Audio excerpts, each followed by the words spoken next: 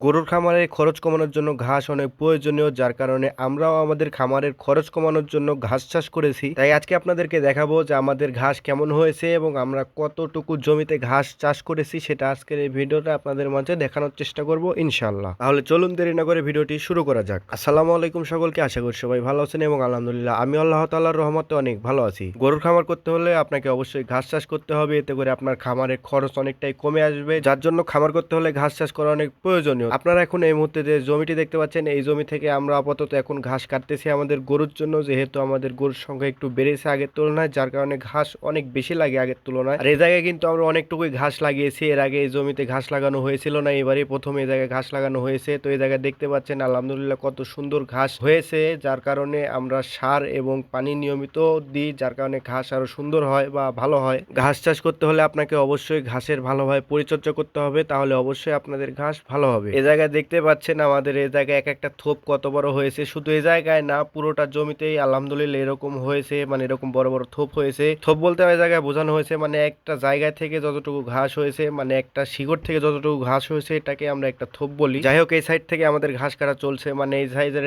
একটা বেডে আমরা ঘাস কাটা হয়ে গেছিল, তারপরে আমরা সেচ দিয়ে দিয়েছি এবং আরেকটা বেডে ঘাস কাটা হচ্ছে। আর 2 দিন কাটলে ইনশাল্লাহ এই বেডের ঘাসও শেষ হয়ে যাবে এবং অপরদিকে আরো 3টি বেডের মতো আছে। আর এই সাইডের ঘাসও আলহামদুলিল্লাহ বড় হয়ে গেছে ইনশাল্লাহ। ওই সাইডের ঘাস শেষ হতে হতে এগুলো ঘাস বড় হয়ে যাবে। আর ঘাস যদি আলহামদুলিল্লাহ বড় হয়ে যায় তাহলে অল্প ঘাসে হয়ে যায়, আর যদি ছোট থাকতেই কাটি তাহলে বেশি ঘাস লাগে, যার কারণে ঘাস একটু বড় হলেই ভালো হয় আমাদের জন্য। আমাদের ঘাসের জমির পাশে অল্প জায়গায় আমরা যে আলু লাগিয়েছিলাম, আলু তুলে এই জায়গায় আমরা বাদাম লাগিয়ে দিয়েছি এবং ঘাস হয়ে জায়গায় বেশি হয়েছে। এই জায়গায় ঘাস নিড়ানোর কাজ চলতেছে, ইনশাল্লাহ খুব তাড়াতাড়ি শেষ হয়ে যাবে। এই জমিতে আমাদের ঘাস লাগানোর একটা সুবিধা হচ্ছে যে যখন আমাদের কোনো বেডে ঘাস কাটা হয়ে যায়, তো আমরা সেই বেডের সাথে সাথে ঘাস কাটা শেষ হলে পানি এবং সার দিতে পারি, যার ফলে ঘাস অনেক তাড়াতাড়ি বৃদ্ধি পায়। ঘাসের ভালোভাবে পরিচর্যা করতে পারলে ঘাসের ফলনও ভালো হবে, মানে ঘাস তাড়াতাড়ি বৃদ্ধি পাবে, যার ফলে এই পানির লাইন থাকা আমাদের জন্য অনেক সুবিধার হয়েছে। এই মুহূর্তে যে ঘাসগুলো দেখতে পাচ্ছেন, মানে যে বেডের ঘাসগুলো দেখতে পাচ্ছেন, এই জায়গাতে ঘাস আমি আজকে কাটবো, আর এই জায়গার ঘাস আরো 3 দিন চলবে, সম্ভবত 3 দিন না চললেও চালাতে হবে, কারণ ওই সাইডের ঘাস বড় হয়নি,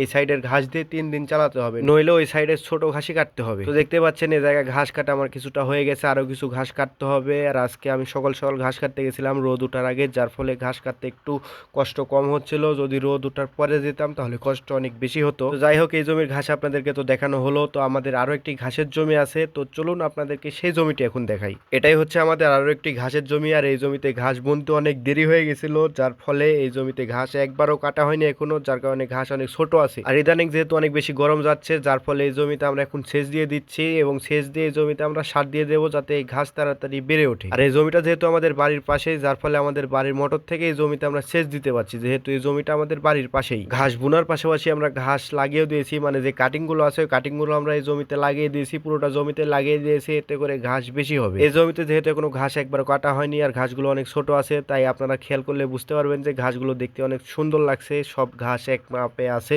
যার ফলে দেখতে অনেক সুন্দর লাগছে মাশাআল্লাহ। আর আমরা আপাতত এই 2টি জমিতে ঘাস লাগিয়েছি বা বুনেছি, আর আমাদের গরুর সংখ্যা যেহেতু বেশি না, যার ফলে এই ঘাস দিয়ে আমাদের হয়ে যায় এবং আল্লাহর রহমতে যদি আমাদের খামারটা আরো ভবিষ্যতে বড় হয় তাহলে আরো বেশি জায়গায় আমাদের ঘাস লাগানো লাগতে পারে ভবিষ্যতে। যাই হোক, আল্লাহ চাইলে সব সম্ভব। আর আজকের এই ভিডিওটি এ পর্যন্তই। আজকের এই ভিডিওতে আপনাদেরকে দেখালাম যে আমাদের কয়টা জমিতে ঘাস লাগানো হয়েছে বা কতটুকু ঘাস লাগানো হয়েছে আমাদের গরুর জন্য, এবং আপনারা সবাই দোয়া করবেন আল্লাহ তাআলা যেন আমাদেরকে সুস্থ রাখে এবং আমাদের সকল কাজে যেন বরকত দান করে। দেখা হচ্ছে আপনাদের সাথে পরবর্তী নতুন কোনো ভিডিওতে, সে পর্যন্ত সবাই ভালো থাকুন, সুস্থ থাকুন, আল্লাহ হাফেজ।